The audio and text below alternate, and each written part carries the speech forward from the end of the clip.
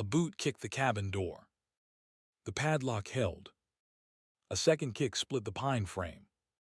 A third sent the lock skidding into the wet grass. The pregnant woman inside did not scream. She put one hand on her belly and one hand on the iron poker. Wind off the lake pushed through the broken jamb. The oil lamp flickered. She did not back up.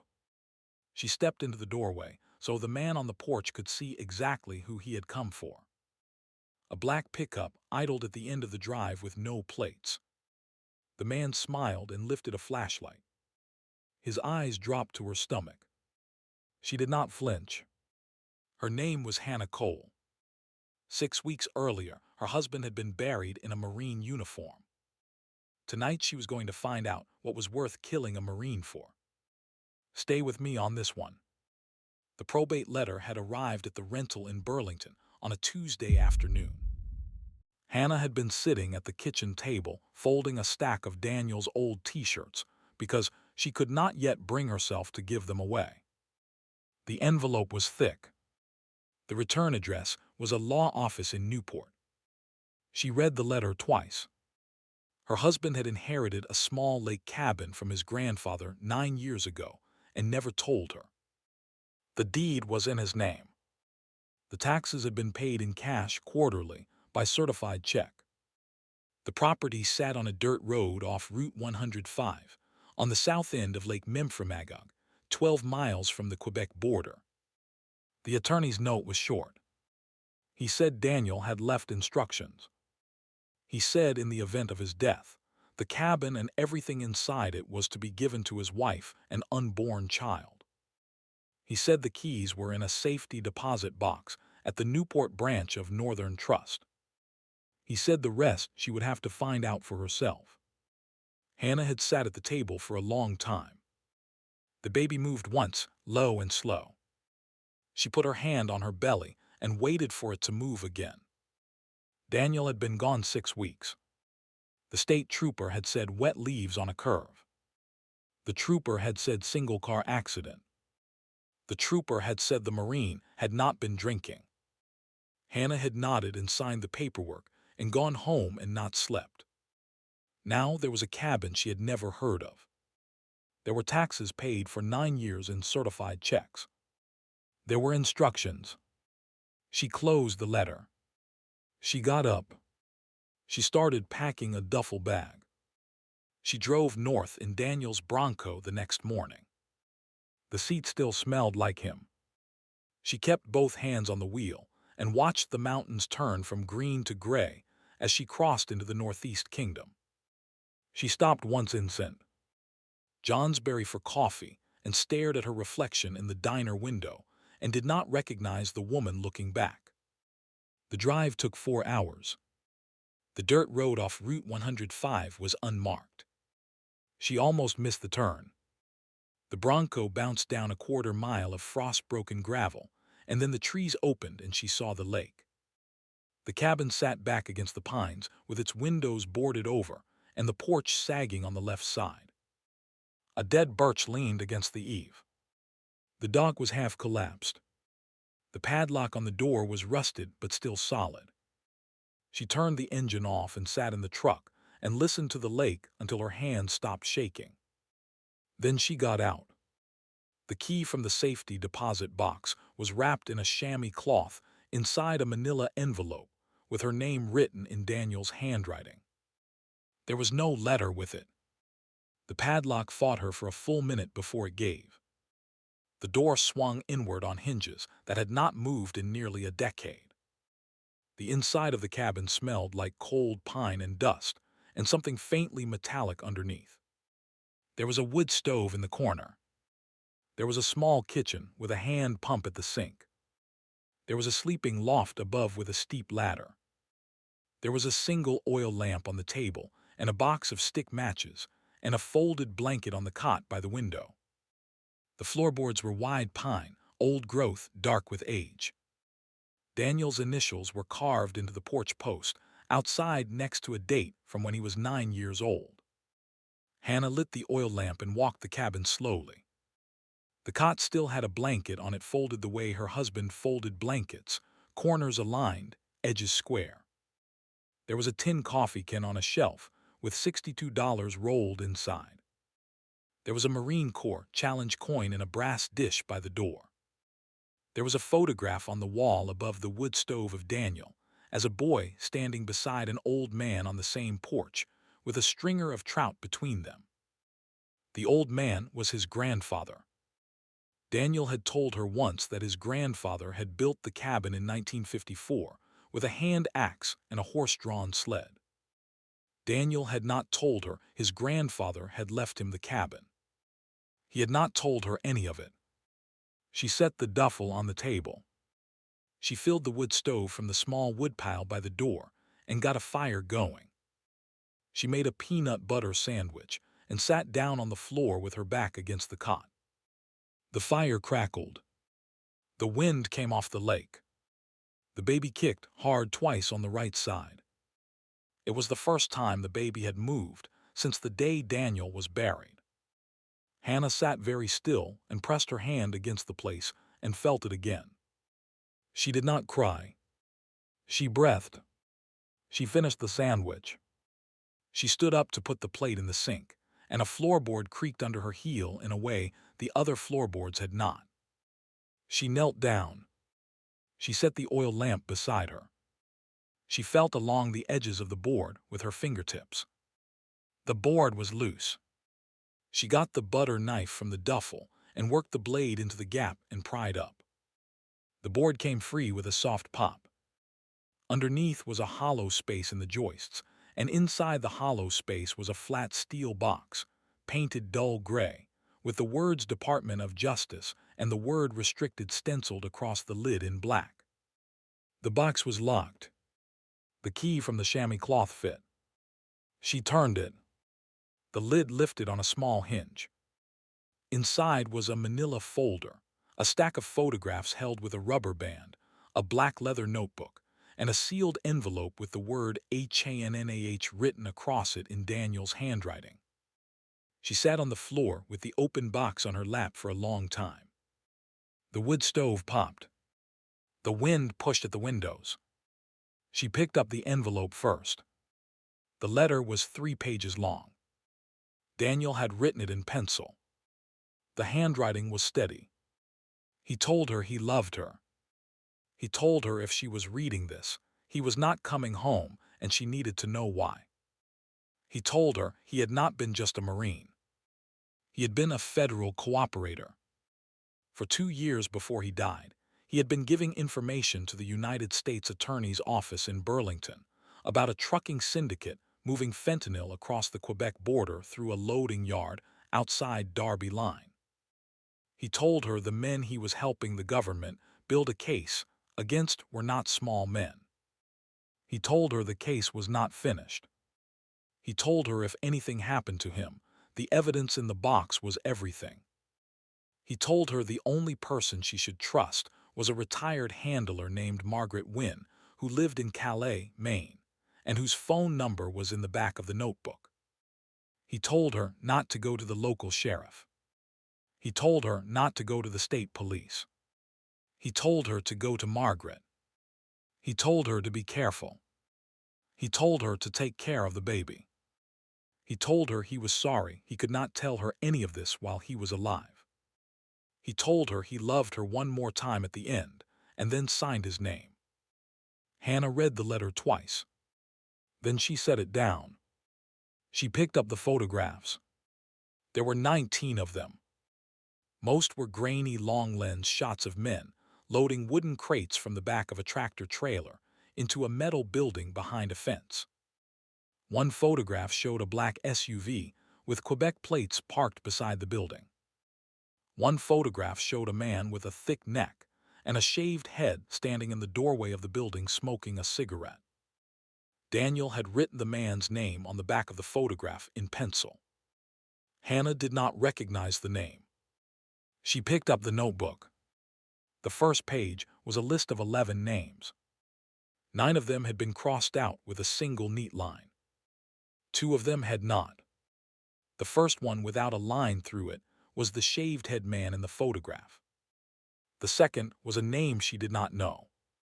The last page of the notebook had Margaret Wynn's number written in block letters, with the word trust underlined twice beside it. Hannah sat on the cabin floor with the open box and the letter and the photographs, and she did not move for a long time. The fire burned down. The oil lamp guttered. Outside, the wind shifted, and the lake went quiet the way lakes go quiet before something happens. She put the photographs back in the box. She put the letter back in the box. She closed the lid. She turned the key. She picked up the box and stood up slowly with one hand against the cot for balance, because she was carrying 28 extra pounds in her belly, and she did not want to fall. She set the box on the kitchen table. She fed the fire. She sat in the wooden chair by the window and watched the dark dirt road through a gap in the boards. Her husband had been telling the truth, and they had killed him for it. Now she was the one with the box. Now she was the one in the cabin. The baby kicked again, slower this time like a question. Hannah picked up the phone Daniel had left on the shelf, a small flip phone she had never seen before, and she dialed the number for Margaret Wynn. The voice that answered was older, female, awake. Hannah said her name. The voice on the other end was quiet for 3 seconds. Then the voice said, "Oh, honey." Then the voice said, "Where are you right now?" Hannah told her. The voice said, "Do not leave the cabin, do not call anyone else. Do not open the door for the sheriff or the state police or anyone who is not me." The voice said, "I am 6 hours away and I am leaving right now." The voice said, "Lock the door, put a chair against it, and stay away from the windows." The voice said, "You are going to be all right." The voice said, "Daniel told me about you." The voice said, "He was a good man and we are going to finish what he started." Hannah said, "Okay." She hung up. She put the chair against the door. She put the iron poker on the table beside the steel box. She sat down on the cot in the dark and listened to the lake. Now here's the thing. The sheriff's cruiser pulled into her drive at 20 past 9 in the morning, 11 hours later, before Margaret had arrived. And he did not turn off the engine. And he did not get out of the car. He just sat there in the cruiser at the end of her drive looking at the cabin. Hannah watched him from the corner of the boarded window. He sat in the cruiser for 6 minutes. He picked up his radio twice. Then he turned the engine off. Then he got out. He was a tall man, maybe 50, with a heavy jaw and a sheriff's brown felt hat. He walked up to the porch slowly. He stepped over the broken padlock pieces that were still in the grass. He knocked on the door 3 times. He said, "Ma'am, this is Sheriff Talbot from Orleans County." He said, "I just need a word." Hannah did not open the door. She stayed against the wall by the window. She said, "What about?" The sheriff said, "Ma'am, I knew your husband." He said, "I'm very sorry for your loss." He said, "I just want to make sure you are safe up here all by yourself." Hannah said, "I am fine, thank you." The sheriff did not leave. He stood on the porch a long time. He said, "Ma'am, can you open the door so we can talk face to face?" Hannah said, "I would rather not." The sheriff said, "That is your right." He said, "If you change your mind, here is my card." He slid a business card under the door. He stood on the porch for another 20 seconds. Then he walked back to his cruiser. Before he got in, he stopped and turned and looked at the cabin one more time, and Hannah saw his eyes drop to the boarded window where she was standing, and she knew that he knew she was there. She knew he had seen the Bronco. She knew he had seen the broken padlock pieces. She knew he was not there to help her. She picked up the card from the floor. It said Sheriff R. Talbot, Orleans County. She turned it over. Someone had written a phone number on the back in pencil. She got out the notebook from the steel box. The phone number on the back of the card matched the second name on Daniel's list, the one that had not been crossed out, the name she had not recognized. The sheriff's name was on Daniel's list. The sheriff was one of them. Hannah sat down on the cot and put both hands flat on her belly and breath slow. If you are still with me, hit that subscribe button. There is more to this story than I can tell you in one breath, and I do not want you to miss what comes next. Because what comes next is the part where a pregnant widow alone in a cabin, 12 miles from the Canadian border, figured out exactly who had killed her husband, and exactly what she was going to do about it. Hannah did not move from the cot for almost an hour. The sheriff's cruiser had been gone for 40 minutes and the road was empty, and the morning was bright, and she could hear a loon out on the lake, and none of it felt safe anymore. She kept the iron poker across her lap. She kept the flip phone on the cot beside her. She thought about everything Daniel had not told her. She thought about the long deployments to Helmand, and the quiet months after he came home, and the second tour he volunteered for that she had begged him not to take. She thought about the night 2 years ago when he had come home from a weekend, training in Burlington with a cut above his eye, and would not tell her how he had got it. She thought about the cash deposits she had found in their joint account last spring, $3,000 on the first Monday of every month, which he had said was a re-enlistment bonus, and which she had believed because she had no reason not to. She thought about how he used to sit on the front porch of the rental at midnight and watch the road, and how she had thought he was just having trouble sleeping. He had been working. He had been waiting for someone. He had been the kind of brave that does not announce itself and does not come home and does not get a parade. He had been carrying all of it alone for 2 years so that she would not have to carry any of it. And now he was gone and the carrying was hers. She got up at noon. She drank a glass of water from the hand pump. She ate a piece of bread. She washed her face in cold water at the sink and looked at herself in the small cracked mirror nailed to the wall above it. Her hair was down. Her face was pale. Her eyes were steady. She tied her hair back.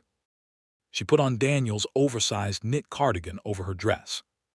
She put the flip phone in one pocket and the sheriff's business card in the other.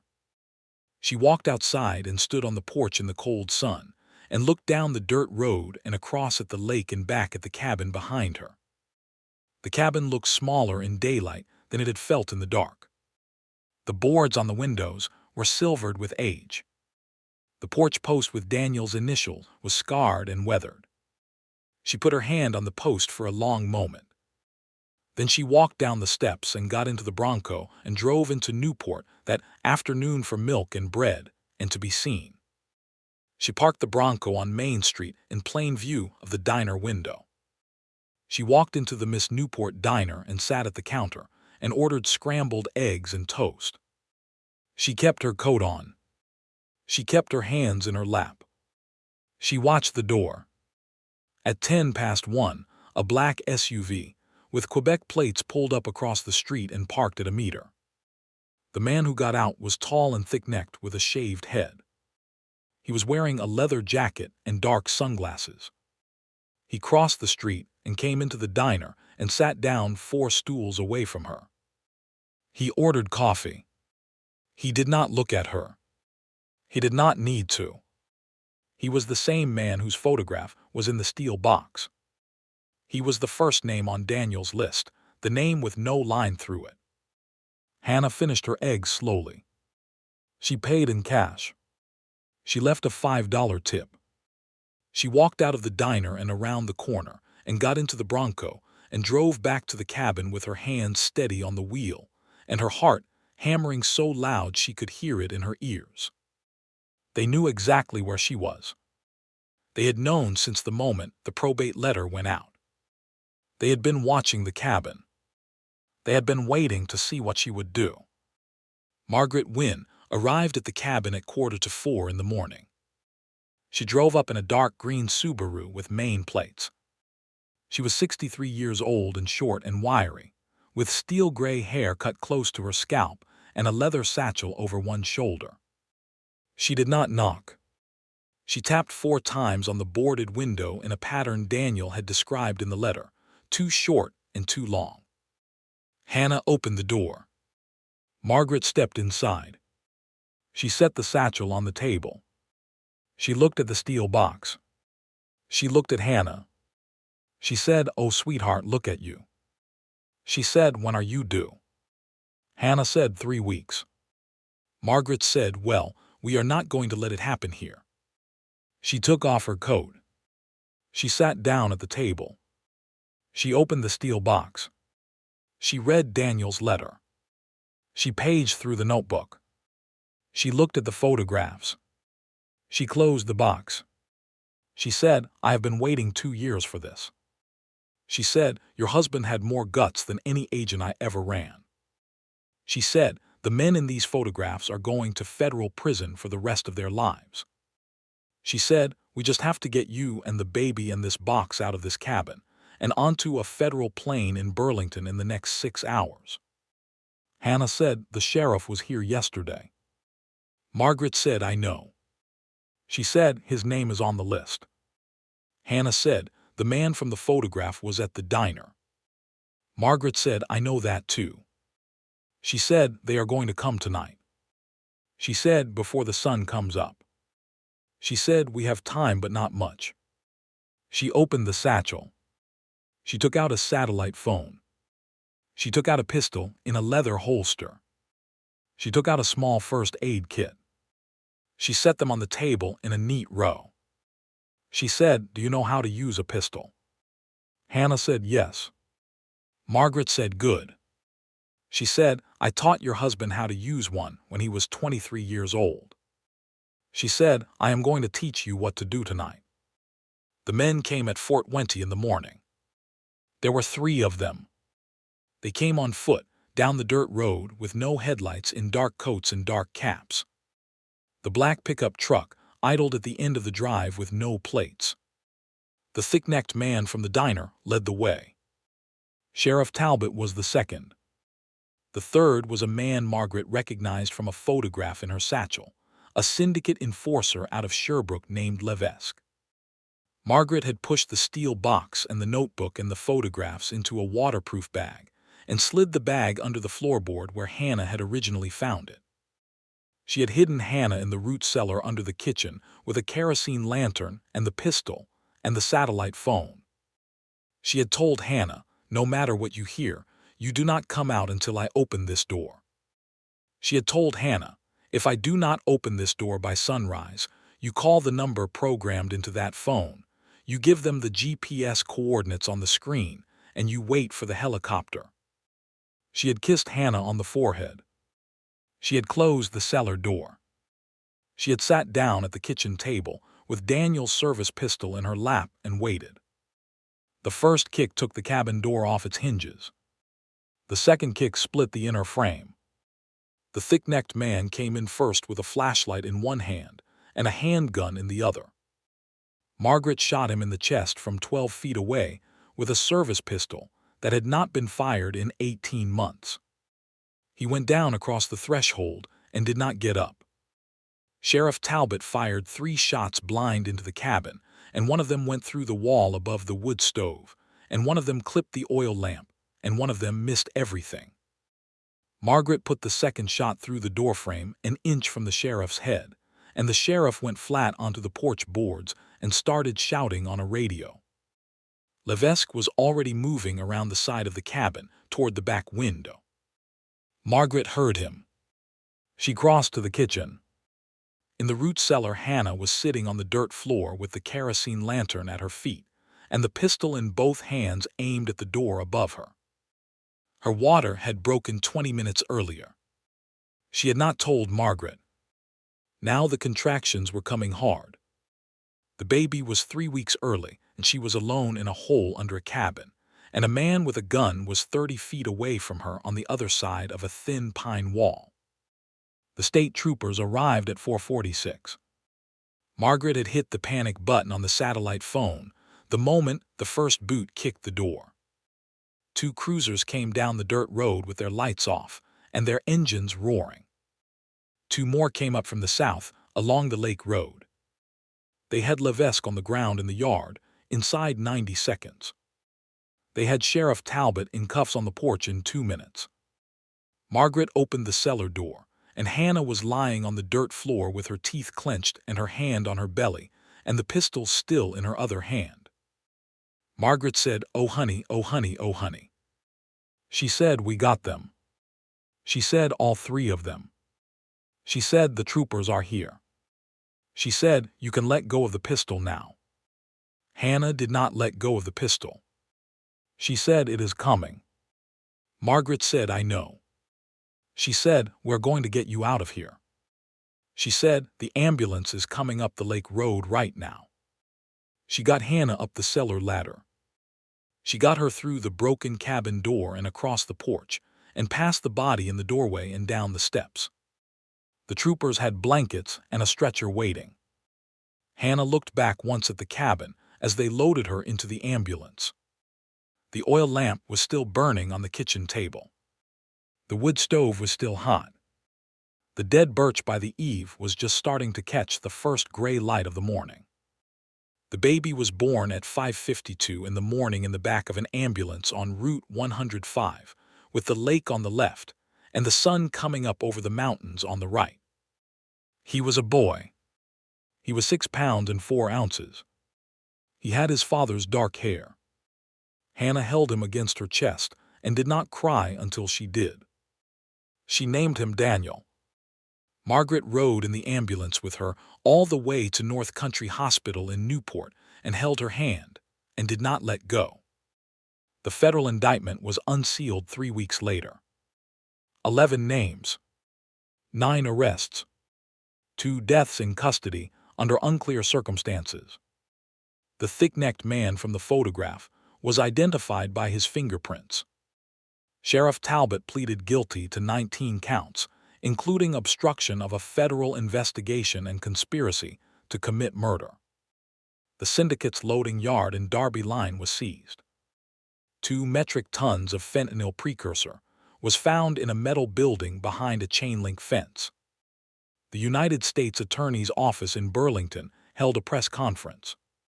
Daniel Cole's name was on the screen behind the podium under the word hero. Hannah did not attend. She was at the cabin with her son. She had the porch fixed and the dead birch cut down and the boards taken off the windows by the end of the summer.